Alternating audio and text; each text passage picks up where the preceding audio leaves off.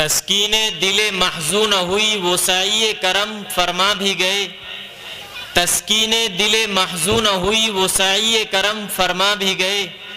اس سعی کرم کو کیا کہیے بہلا بھی گئے تڑپا بھی گئے۔ مندوبین کرام، اس روح پرور اور پروقار ماحول میں اب میں سیرت کے عنوان پر تقریر پیش کرنے کے لیے مدعو کر رہا ہوں ایک ایسی شخصیت کو جو ادیب با کمال اور مقرر شیریں مقال ہیں، جن سے میری مراد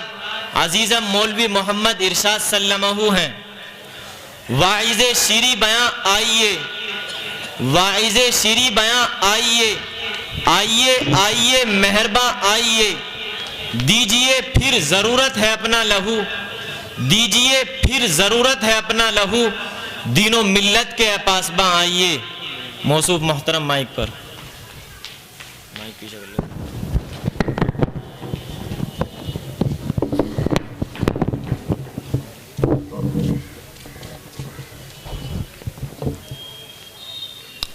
السلام علیکم۔ بسم اللہ الرحمن الرحیم، حامدا ومصلیا اما بعد، فاعوذ باللہ من الشیطان الرجیم، بسم اللہ الرحمن الرحیم، ورفعنا لک ذکرک، صدق اللہ العظیم۔ ہے کمال رتبہ مصطفیٰ بلغ العلا بکمالہ، ہے کمال رتبہ مصطفیٰ بلغ العلا بکمالہ، یہ اثر ہے ان کے جمال کا کشف الدجا بجمالہ، کسی ایک ادا کی تو بات کیا حسنت جمیع خصالہ، جس نے آ کر خدا کا پتہ دیا صلو علیہ وآلہ۔ کون کرتا ہے یہ دعویٰ کہ بڑی ہے دنیا، کون کرتا ہے یہ دعویٰ کہ بڑی ہے دنیا، میرے سرکار کے قدموں کے نیچے پڑی ہے دنیا۔ صدر محترم، اسٹیج پر رونق افروز اساتذہ کرام، سامعین عظام اور طلبہ ذی وقار، آج کی اس بزم میں آپ حضرات کے سامنے ایک ایسی ذات بابرکت کا تذکرہ کرنا چاہتا ہوں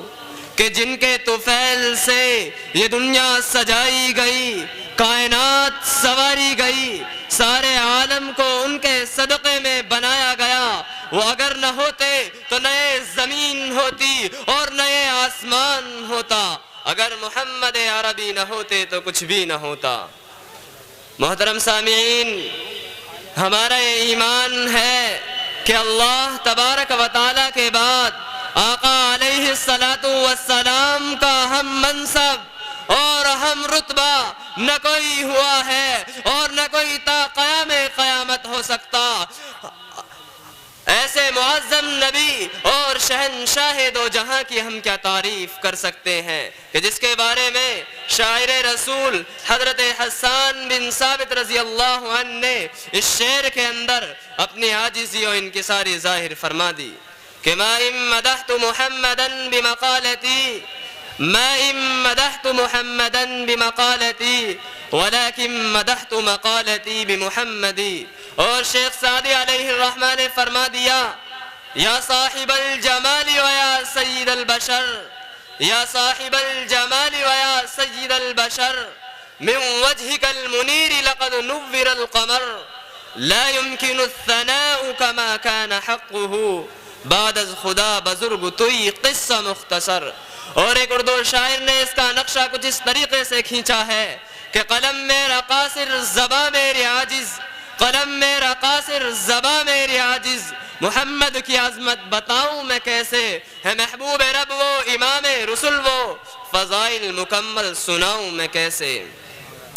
شمع رسالت کے پروانوں، میرے آقا کی ہر چیز نرالی تھی، آقا کا طرز تکلم سب سے نرالا تھا۔ جب آپ تکلم فرماتے تو یوں محسوس ہوتا جیسے موتی جھڑ رہے ہیں۔ آپ کو جو نگاہیں دیکھ لیتی ان کو ساری دنیا بے نور نظر آنے لگتی۔ غرضے کے آقا علیہ السلام جیسا حسین و جمیل اور با کمال و حلیم نہ کوئی اس دنیا کے اندر آیا ہے اور نہ کوئی تا قیام قیامت آ سکتا، اس لیے کہ اللہ تبارک و تعالیٰ نے جس سانچے کے اندر ڈھال کر میرے آقا کی تخلیق کی تھی، آقا کی تخلیق کے بعد اس سانچے کو توڑ دیا۔ نہ کوئی پیدا ہوا ہے مثل ان کے، نہ کوئی پیدا ہوا ہے مثل ان کے، نہ ہوگا کوئی تا قیام قیامت، بھلا پھر بتائے کوئی مجھ سے اتنا، مثال محمد دکھاؤں میں کیسے۔ اے عاشقان رسول، کیا تم نے میرے نبی سے عشق کیا ہے؟ ارے ہم کیا عشق کر سکتے ہیں؟ جس کا عاشق خدا ہو اس معشوق کی مثال نہیں، اتنا عشق جسے زوال نہیں، ایسا عشق جس کی نظیر نہیں کہ معراج کی شب میں جب میرے آقا نے اللہ سے سوال کیا کہ میرے پیارے اللہ، تو نے ابراہیم کو اپنا خلیل بنایا، تو نے موسیٰ کو اپنا کلیم بنایا، تو نے داؤد کو اپنا خلیفہ بنایا، تو نے سلیمان کے لیے ہواؤں کو مسخر کر دیا، اے میرے اللہ تو نے مجھے کیا دیا؟ اے عاشقان مصطفیٰ ذرا دیکھو شان مجتبیٰ، اور کیا سوال ہے سوال مصطفیٰ، تو اللہ نے بھی فرما دیا جعلتک فاتحا وخاتما رفعت لک ذکرک وضعت عنک وزرک۔ اے میرے نبی، ہم نے تجھ کو نبی ہی نہیں بلکہ خاتم النبیین بنایا ہے، ہم نے تجھ کو مفتوح نہیں بلکہ فاتح بنایا ہے، ہم نے تیرے ذکر کو بلند کر دیا اور تیرے تمام بوجھوں کو اٹھا لیا۔ اسی پر بس نہیں، اے میرے پیارے نبی، ہم نے آپ کو وہ دیا ہے جو کسی کو نہیں دیا، وہ یہ ہے کہ جب بھی ہمارا نام لیا جائے گا تو آپ کا نام بھی ضرور لیا جائے گا، جب بھی لا الہ الا اللہ کہا جائے گا تو محمد الرسول اللہ ضرور کہا جائے گا۔ برادران اسلام، آدمی اپنی ناموری کے لیے کیا کیا کرتا ہے؟ بے پناہ پیسہ خرچ کرتا ہے، مال و دولت کے انبار لٹا دیتا ہے، لیکن اسی فکر میں رہتا ہے کہ میرا نام روشن ہو جائے۔ قربان جائیے سرکار مدینہ،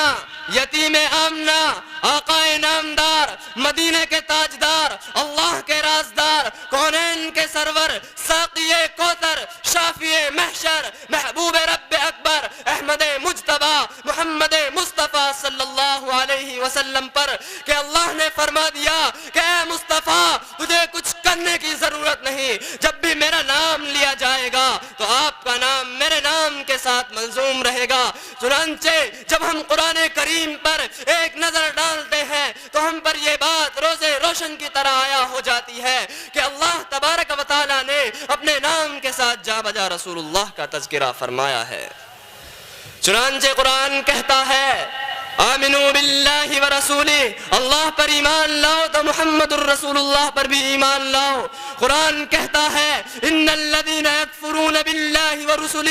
اللہ کا انکار کرنا رسول اللہ کا انکار کرنا ہے۔ قرآن کہتا ہے من کان عدوا للہ ورسولہ، جو رسول اللہ کا دشمن ہے وہ اللہ کا دشمن ہے۔ قرآن کہتا ہے فاذنوا بحرب من اللہ ورسولہ، رسول اللہ سے جنگ کرنا اللہ سے جنگ کرنا ہے۔ قرآن کہتا ہے من یعص اللہ ورسولہ، رسول اللہ کی نافرمانی کرنا اللہ کی نافرمانی کرنا ہے۔ قرآن کہتا ہے من یطع الرسول فقد اطاع اللہ، جس نے رسول اللہ کی اطاعت کی اس نے اللہ کی اطاعت کی۔ قرآن کہتا ہے قل ان کنتم تحبون اللہ فاتبعونی یحببکم اللہ ویغفر لکم ذنوبکم، اگر تم اللہ کی محبت چاہتے ہو تو مصطفیٰ کی محبت ضروری ہے۔ قرآن کہتا ہے ان الذین یؤذون اللہ ورسولہ، رسول اللہ کو تکلیف دینا اللہ کو تکلیف دینا ہے۔ قرآن کہتا ہے یحاربون اللہ ورسولہ، رسول اللہ سے جنگ کرنا اللہ سے جنگ کرنا ہے۔ قرآن کہتا ہے ومن یخرج من بیتہ مہاجرا الی اللہ ورسولہ، رسول اللہ کے راستے کی ہجرت اللہ کے راستے کی ہجرت ہے۔ غرض کلمے میں، نماز میں، اذان میں، دین کے ہر شعبے میں اللہ تبارک و تعالیٰ نے اپنے نام کے ساتھ رسول اللہ کا تذکرہ فرمایا ہے۔ اس سے معلوم ہوتا ہے کہ جب تک خدا کی خدائی ہے اس وقت تک مصطفیٰ کی مصطفائی ہے، جب تک لا الہ الا اللہ کی تذکیر سے عالم کو منور کیا جاتا رہے گا اسی وقت تک محمد الرسول اللہ کی گونج سے بھی عالم کو معطر کیا جاتا رہے گا۔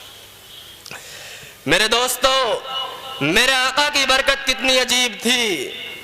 میں آپ کو بتلاتا ہوں۔ کہ آدم کا اس دنیا کے اندر آنا میرے نبی کی برکت ہے، ابراہیم کا خلیل بننا میرے نبی کی برکت ہے، موسیٰ کا کلیم بننا میرے نبی کی برکت ہے، داؤد کا خلیفہ بننا میرے نبی کی برکت ہے، سلیمان کے لیے ہواؤں کا مسخر ہونا میرے نبی کی برکت ہے، عیسیٰ کا روح اللہ ہونا میرے نبی کی برکت ہے، اس سے بھی آگے چلو ابو بکر کا صدیق اکبر ہونا میرے آقا کی برکت ہے، ابن خطاب کا فاروق اعظم ہونا میرے آقا کی برکت ہے، ابن عفان کا ذو النورین اور باحیا ہونا میرے آقا کی برکت ہے، علی کا حیدر کرار اور شیر خدا ہونا میرے آقا کی برکت ہے، ابن عباس کا مفسر قرآن ہونا میرے آقا کی برکت ہے، ابن مسعود کا محدث اعظم ہونا میرے آقا کی برکت ہے، حنظلہ کا غسیل الملائکہ ہونا میرے آقا کی برکت ہے۔ میرے دوستو، جب میرے نبی نے ابو بکر پر نگاہ شفقت ڈالی تو اس کو محبوب خدا بنا دیا، جب میرے نبی نے ابن خطاب پر نگاہ شفقت ڈالی تو اس کو فاروق اعظم بنا دیا، جس کا نقشہ ایک شاعر نے کچھ اس طریقے سے کھینچا ہے کہ ہر ادا معجزہ ہے، ہر صدا معجزہ، ہر ادا معجزہ ہے، ہر صدا معجزہ ہے، سراپا رسول خدا معجزہ۔ ابن خطاب فاروق اعظم بن گئے، ابن خطاب فاروق اعظم بن گئے، ایک نگاہ کرم کا یہ تھا معجزہ۔ جب میرے آقا نے ابن عفان پر نگاہ شفقت ڈالی تو اس کو باحیا اور ذو النورین بنا دیا، جب میرے آقا نے ابن ابی طالب پر نگاہ شفقت ڈالی تو اس کو شیر خدا اور حیدر کرار بنا دیا، جب میرے آقا نے ابن عباس پر نگاہ شفقت ڈالی تو اس کو مفسر قرآن بنا دیا، جب میرے آقا نے ابن مسعود پر نگاہ شفقت ڈالی تو اس کو محدث اعظم بنا دیا، اور جب میرے آقا نے صحابہ کرام رضی اللہ عنہم اجمعین پر شفقت بھری نگاہ ڈالی تو ان کو رضی اللہ عنہم ورضوا عنہ بنا دیا، جب میرے آقا نے سورج کی طرف اشارہ کیا تو وہ پلٹ آیا، جس کو ایک شاعر نے کچھ اس طریقے سے بیان کیا ہے کہ انگلی سے اشارہ، جس کو ایک شاعر نے کچھ اس طریقے سے بیان کیا ہے، پلٹ آتا ہے سورج بھی حکم رسالت سے، پلٹ آتا ہے سورج بھی حکم رسالت سے، شہ کونوں مکاں جب ہاتھ کی انگلی ہلاتے ہیں۔ جب میرے آقا نے چاند کی طرف اشارہ کیا تو وہ ٹکڑے ٹکڑے ہو گیا،